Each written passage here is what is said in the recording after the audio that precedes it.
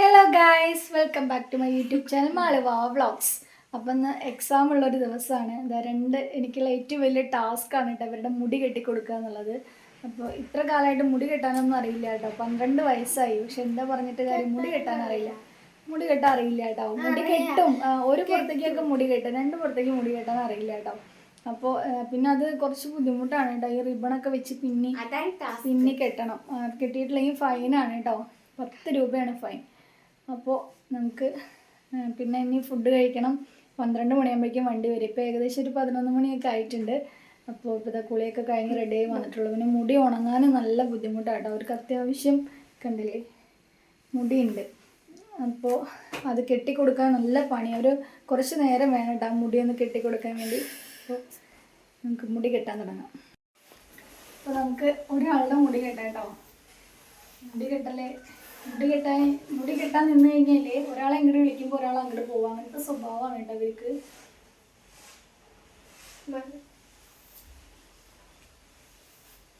ഏറ്റവും വലിയ ടാസ്കുള്ള പരിപാടി കേട്ടോ ഈ മുടി കെട്ടല്.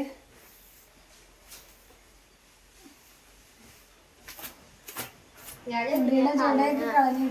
ജട എന്ന് പറയണത് നിങ്ങളുടെ അവിടെ എന്താ പറയാന്ന് എനിക്കറിയില്ല കേട്ടോ. ഇവിടെ മുടിയിൽ ഇങ്ങനെ കെട്ട് കെട്ടില്ലേ, അതിനെയാണ് കേട്ടോ അവിടെ ജട എന്ന് പറയാ. നിങ്ങളുടെ നാട്ടിൽ എന്താ പറയാ അറിയില്ല.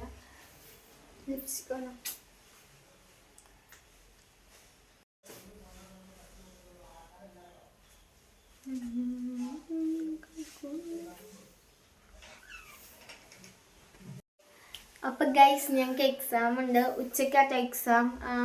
ഞങ്ങൾക്ക് ഉച്ചക്കാണ് വണ്ടി വരുന്നത്. അതായത് ഞങ്ങൾക്ക് സുഖമായി. ഉച്ചക്കല്ലേ പോകുന്നുള്ളൂ. കഴിഞ്ഞ പ്രാവശ്യമൊക്കെ രാവിലെ എത്താൻ വണ്ടി വരിക. ആൾക്ക് പിന്നെ ബുദ്ധിമുട്ടൊക്കെ പറഞ്ഞിട്ട് ഇന്ന് മാത്രം എന്താണെന്ന് അറിയില്ല. ഇന്നല്ല, ഈ മാസം എക്സാം 7ാം ക്ലാസ്സിലെ. അപ്പോൾ 6ാം തീയതിയാണ് സ്റ്റാർട്ടിങ് ചെയ്തത്. ഇന്ന് 10ാം തീയതി ആയി. പിന്നെ ഞങ്ങൾക്ക് മലയാളം കേട്ടോ എക്സാം. പിന്നെ അത് കഴിഞ്ഞിട്ട് ഞങ്ങൾക്ക് മലയാളം ഫസ്റ്റ്. ഇന്ന് നമുക്ക് മലയാളം സെക്കൻഡ് എക്സാം ആണ്. അപ്പോൾ മലയാളം ഫസ്റ്റ് പഠിക്കാൻ ഒരു ദിവസമല്ലോ കേട്ടോ ഗീസ്. എന്താ ചെയ്യാ?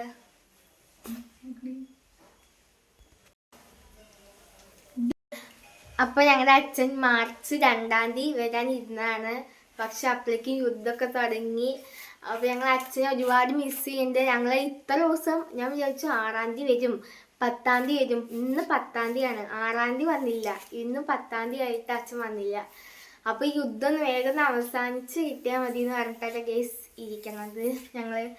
അത്രയും വിഷമമുണ്ട് അച്ഛൻ വരാത്തത് കൊണ്ട്. ഞങ്ങള് 2ാം തീയതിയുടെ തലേ ദിവസം തന്നെ ഞായറാഴ്ച ശനിയാഴ്ചയൊക്കെ വീട് വൃത്തിയാക്കിയിട്ട് അടിച്ച് വാരി തുടച്ച് എല്ലാ കാര്യം ചെയ്തു. അച്ഛന്റെ റൂമൊക്കെ വൃത്തിയാക്കി ഇട്ടാണ്. എന്റെ വൈകുന്നേരം അമ്മേനെ വിളിച്ച് പറയും, വണ്ടി ക്യാൻസൽ ആക്കിക്കോ, ഞാൻ വരുന്നില്ല പറഞ്ഞു. ഞായറാഴ്ച ഉച്ചക്കാണ് അച്ഛൻ ഇങ്ങനെ പറഞ്ഞത് വണ്ടി ക്യാൻസൽ ആക്കി. അപ്പൊ അത് കേട്ട് അമ്മക്ക് ടെൻഷൻ കയറി. അപ്പൊ അമ്മ എന്താണ് ചോദിച്ചു അച്ഛനോട്. ന്യൂസിലൊക്കെ കാണാൻ പറ്റുന്നത്, എന്താ TV ഒന്നും വെക്കാറില്ലേ അമ്മ അച്ഛൻ ചോദിച്ചു. പിന്നെ അച്ഛൻ ദേഷ്യപ്പെട്ടു മരത്ത്. അപ്പൊ നേരാണ് ഫോണ് നോക്കിയപ്പോഴാണ് യുദ്ധാണ് എന്നൊക്കെ അച്ഛൻ പറഞ്ഞത്. അപ്പൊ അങ്ങനെ അച്ഛന് മിസ് ചെയ്യുന്നുണ്ട്. അച്ഛൻ ഈ മാസമെങ്കിലും വേലയുടെ മുന്നേ വരണമെന്ന് ഞങ്ങൾക്ക് ഉണ്ടായിരുന്നു. പക്ഷെ വേലയുടെ മുന്നേ ഒന്നും പറ്റാറില്ല, വരില്ല തോന്നുന്നു.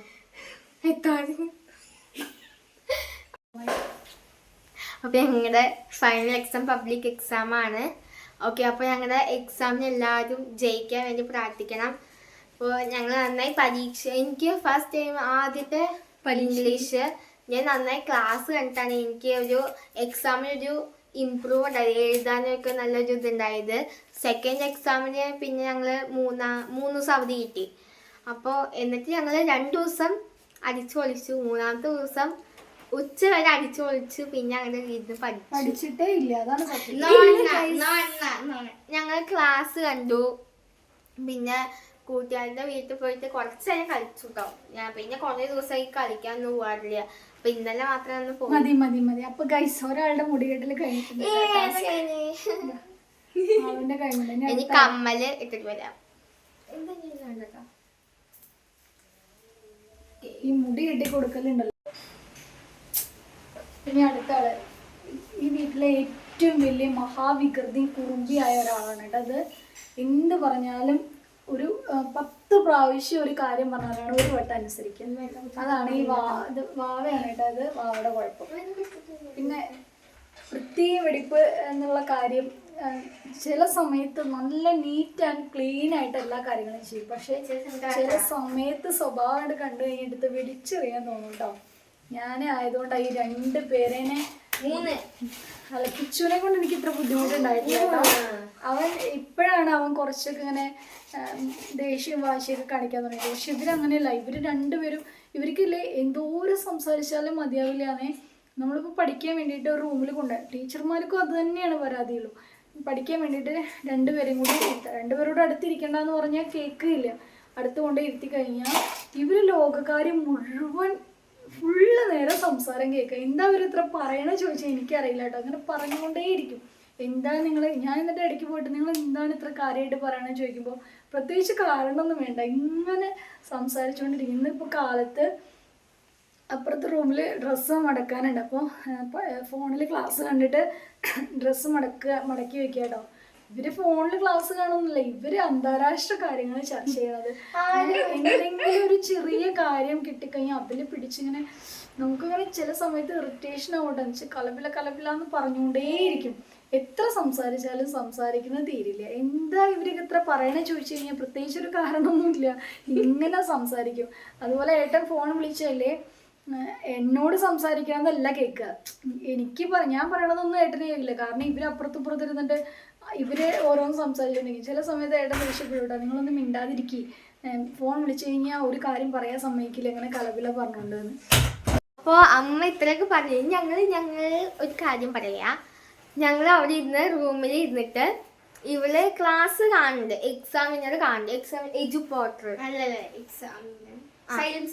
സൈലം കാണുന്നുണ്ട്. അപ്പോൾ അവരിങ്ങനെ മോഡൽ ക്വസ്റ്റ്യൻ പേപ്പർ കാണിക്കുന്നുണ്ട്. അതനുസരിച്ചിട്ട് അവള് പഠിപ്പിക്കണ ഒരു കുട്ടികളെ ഇമാജിനായിട്ട് പഠിപ്പിക്കണ പോലെ സംസാരിക്കുക. ഈ ഫോൺ നോക്കിയിട്ട് ക്വസ്റ്റ്യൻ പേപ്പർ വായിച്ചെടുക്കുക, എന്നിട്ട് അത് ആൻസർ ചെയ്യണ പോലെ ഇമാജിൻ ചെയ്ത പോലെ പറയുക. അപ്പൊ അതാണ്. പിന്നെ സ്ഥിരം പണിയാണ് എനിക്ക് സോറി വക ശരിയായില്ല പറഞ്ഞ്. അപ്പൊ എൻ്റെ ഹോബി എന്ന് വെച്ച് കഴിഞ്ഞാൽ ടീച്ചിങ്, അംബീഷൻ, സോറി 2 തലയിഞ്ഞു പോയി ഗൈസ്. സോറി അംബീഷൻ വെച്ച് കഴിഞ്ഞാൽ ടീച്ചിങ് ആണ്. പിന്നെ സിംഗർ ആവാൻ താല്പര്യമുണ്ട്, അത് ഇവിടെയാണ് കയ്യിലുള്ളത്. പിന്നെ എൻ്റെ ആഗ്രഹം ഡ്രോയിങ്, ഡാൻസിങ് അങ്ങനെ എനിക്ക് അധികം ഇഷ്ടമല്ല. പക്ഷെ ഈ ക്ലാസിക് ക്ലാസിക് എനിക്ക് നല്ല ഇഷ്ടമാണ്, സിനിമാറ്റിക് എനിക്കിഷ്ടമല്ല. പക്ഷെ ഇങ്ങനെ യൂട്യൂബിലിടാൻ വേണ്ടിയിട്ട് അങ്ങനെ കളിക്കും. അപ്പോൾ എനിക്കിതൊക്കെയാണ് ആഗ്രഹങ്ങൾ. പിന്നെ ഇപ്പോഴത്തെ ആഗ്രഹം വെച്ച് കഴിഞ്ഞാൽ എൻ്റെ അച്ഛൻ്റെ ഒപ്പം ഒന്ന് വന്ന് കറങ്ങാൻ പോകണം, ഒരുമിച്ച് കിടക്കണം എന്നൊക്കെ ഉണ്ട്. നമ്മുടെ വീട്ടിൽ കഴിഞ്ഞ പ്രാവശ്യം അച്ഛൻ ഫസ്റ്റ് ടൈം വന്നിട്ട് ഞങ്ങൾ രാവിലെ ഉച്ചയാകുമ്പോൾ ഇവിടെ എത്തി. എയർപോർട്ടിൽ നിന്ന് പിറ്റേ ദിവസം ഉച്ചയൊക്കെ ആകുമ്പോൾ ഇവിടെ എത്തിയിട്ട് ഞങ്ങൾ അച്ഛനെ കുളിച്ചിട്ട് പലയിച്ചൊക്കെ ഇവിടെ റെസ്റ്റ് എടുക്കാണ്ടായത്. അപ്പം എന്നിട്ട് റൂമിലേക്ക് വന്നിട്ട് എന്താ ഫ്രൂട്ട്സ് കഴിച്ചോ പറഞ്ഞിട്ട് വന്നു. അപ്പം എന്നിട്ട് അച്ഛൻ എന്താ ചെയ്തെന്ന് അറിയോ, ഓറഞ്ച് കഴിച്ചിട്ട് ഓറഞ്ചിൻ്റെ തൊലി അതാണ് എനിക്ക്. എന്നിട്ട് ഞങ്ങള് 3 ഇവിടെ നിലത്ത് ബെഡിലാകുന്നു. ഓറഞ്ച് തൊലി. അപ്പൊ ഞാൻ എന്ത് ചെയ്തു, എന്നിട്ട് അച്ഛൻ്റെ വാവേടെ മേത്തേക്ക് ഒഴിച്ചു ഞാൻ. പിന്നെ ഞാൻ അച്ഛൻ്റെ മേത്തേക്ക് ഒഴിച്ചിട്ട് അച്ഛൻ്റെ മേത്തേക്ക് എന്നിട്ട് അച്ഛൻ്റെ വീട് ഒഴിച്ചു. അപ്പൊ ഞാൻ കരഞ്ഞിട്ട് അമ്മ എന്നിട്ട് എന്താ അവിടെ ശബ്ദം എന്ന് പറഞ്ഞിട്ട് വന്നു കേട്ടോ. അപ്പൊ എന്നിട്ട് ഞാൻ കരഞ്ഞു. എന്നിട്ട് അമ്മ എന്നിട്ട് എന്താ അവിടെ ശബ്ദം കേൾക്കണമെന്ന് വിചാരിച്ചിട്ട് റൂമിലേക്ക് വന്നപ്പോൾ അച്ഛൻ എന്നെ കരയിപ്പിച്ചു മറ്റേ ഓറഞ്ച് തൊലി. എന്നിട്ട് വാവ അത് പറഞ്ഞു കൊടുത്തു കേട്ടോ. അപ്പം എന്നിട്ട് ഞങ്ങൾ എന്ത് ചെയ്തു, ബെഡ് ഇപ്പുറത്ത് ഈ സൈഡിലാട്ടോ ഉണ്ടായിരുന്നത്. അപ്പോൾ എന്നിട്ട് ഞാനും അച്ഛൻ എന്നിട്ട് കരയണ്ട പറഞ്ഞിട്ട് പായ വിരിച്ചു വന്നിട്ട് ഞാനും അച്ഛനും അങ്ങനെ ഉറങ്ങി, കെട്ടിപ്പിടിച്ചിട്ട് അങ്ങനെ ഉറങ്ങി. ആ സീനൊക്കെ എനിക്ക് ഇപ്പോഴും ഓർമ്മ ഉണ്ട്. ഞാൻ ഇവിടെ നിന്നിട്ട് എന്നും പറയാറുണ്ട് ഇത് അച്ഛൻ എങ്ങനെ സുഖാടി.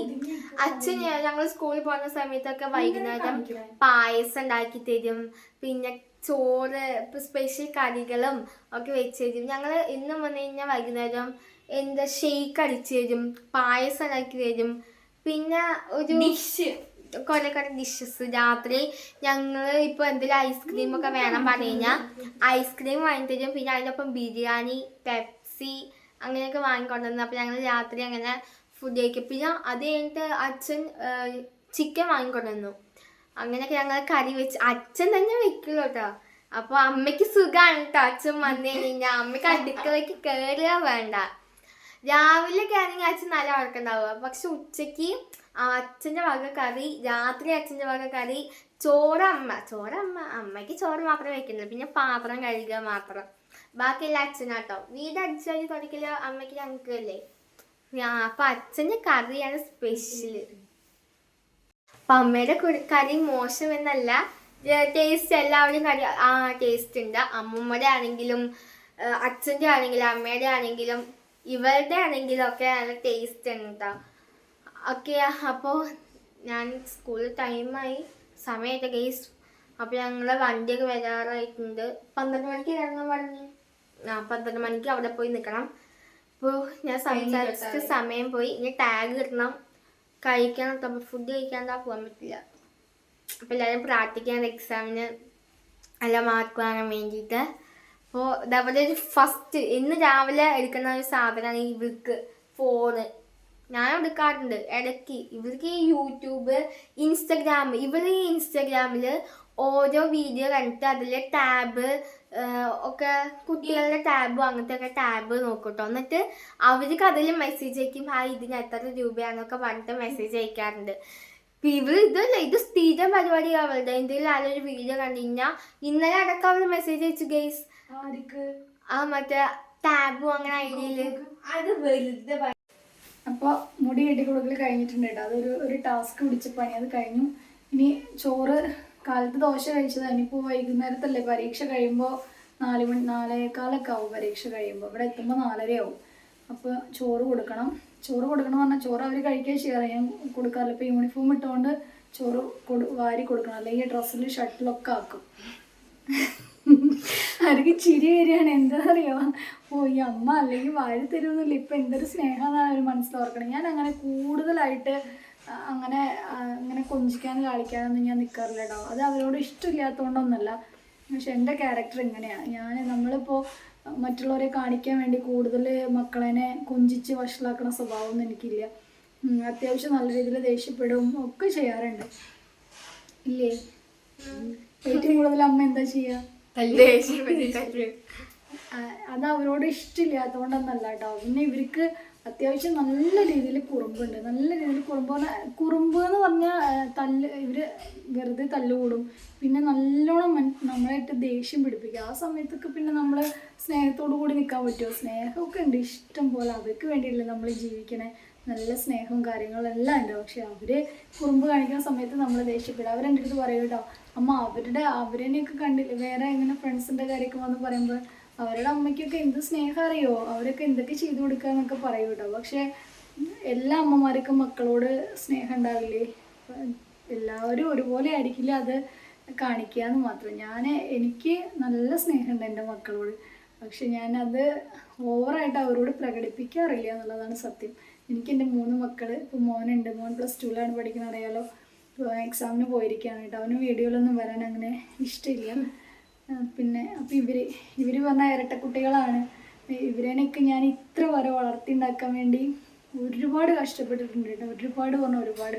ഇപ്പം എൻ്റെ മക്കൾ ഇത്രയായി. ഇപ്പം എനിക്കൊന്ന് വയ്യാന്ന് പറഞ്ഞാൽ എൻ്റെ മക്കൾ എനിക്ക് വേണ്ടിയിട്ട് എല്ലാ കാര്യങ്ങളും ചെയ്തു തരാറൊക്കെ ഉണ്ട് കേട്ടോ. അപ്പോൾ ചോറൊക്കെ അടുത്ത് കൊണ്ടുവന്ന് തരും. അതൊക്കെ എന്നെ സംബന്ധിച്ച് അതൊക്കെ എനിക്ക് വലിയൊരു കാര്യം. നമ്മൾ കുറേ വലിയ കാശുകാരൊന്നുമല്ല, സാധാരണ കുടുംബത്തിൽ ജനിച്ച് വളർന്ന ഒരാളാണ് ഞാൻ. അപ്പോൾ എൻ്റെ മക്കൾക്ക് എനിക്ക് കിട്ടാത്ത സൗഭാഗ്യങ്ങൾ എൻ്റെ മക്കൾക്ക് കിട്ടണമെന്ന് ആഗ്രഹിക്കുന്നതുകൊണ്ടാണ് ഞാൻ എങ്ങനെയെങ്കിലുമൊക്കെ ഒരു എക്സ്ട്രാ വരുമാനം കിട്ടട്ടെ എന്നൊക്കെ പറഞ്ഞും കൂടിയാണ് കേട്ടോ ഈ യൂട്യൂബ് തുടങ്ങിയതൊക്കെ. അപ്പോൾ നിങ്ങളെല്ലാവരും സപ്പോർട്ട് ചെയ്യണം. അത്രയൊക്കെ തന്നെ പറയാനുള്ളൂ. ഇന്നൊരു കുഞ്ഞ് വീഡിയോ ആയിട്ട് എടുക്കാൻ, എന്തായാലും സ്കൂളിലെ ദിവസമല്ല, അപ്പോൾ ഒരു കുഞ്ഞ് വീഡിയോ എടുക്കാമെന്ന് വെച്ചിട്ട് അങ്ങനെ എടുത്തതാണ് കേട്ടോ. അപ്പോൾ ഇനി ചോറ് കൊടുക്കണം. വണ്ടി 12 മണിക്ക് വരും. അപ്പോഴേക്കും സമയം വൈകും. 12 മണി ആയിക്കഴിഞ്ഞാൽ പിന്നെ വണ്ടി പോകും. അപ്പോൾ ഇന്നത്തെ വീഡിയോ ഇത്രയൊക്കെ ഉള്ളൂ. ഇവരുടെ കുറച്ച് വിശേഷങ്ങളൊക്കെയാണ് കേട്ടോ. അപ്പോൾ വീഡിയോ ഇഷ്ടമായി കഴിഞ്ഞാൽ ലൈക്ക് ചെയ്യാനും ഷെയർ ചെയ്യാനും കമൻറ്റ് ചെയ്യാനും മറക്കല്ലേ. പിന്നെ ലൈവൊക്കെ ഉണ്ട് എല്ലാ ദിവസവും വൈകിട്ട് പിന്നെ ലൈവ് ടൈം കറക്റ്റ് അല്ല. ഇപ്പോൾ പിന്നെ വെക്കേഷൻ ആയതുകൊണ്ട് എനിക്ക് വെക്കേഷനാണ് ഇപ്പോൾ, അപ്പോൾ അതുകൊണ്ട് ഇടയ്ക്കിടയ്ക്ക് ഇങ്ങനെ ഇടാറുണ്ട്. അല്ലാത്ത സമയത്ത് എല്ലാ ദിവസവും നൈറ്റ് 9 മണിക്ക് ലൈവ് ഉണ്ട്. എല്ലാവരും ലൈവിൽ കയറി സപ്പോർട്ട് ചെയ്യണം കേട്ടോ. പിന്നെ ഷോർട്സും വീഡിയോസൊക്കെ കാണണം. അപ്പൊ ഗൈസ് അമ്മ വാരി തരാൻ പോട്ടാ.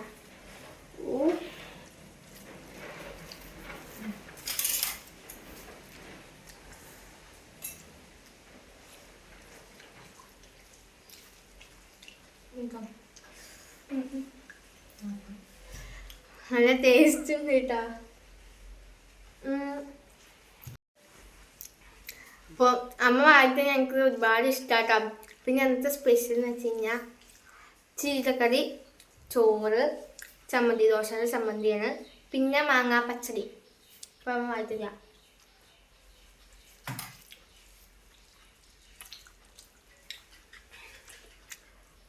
സമയം ഓണായി.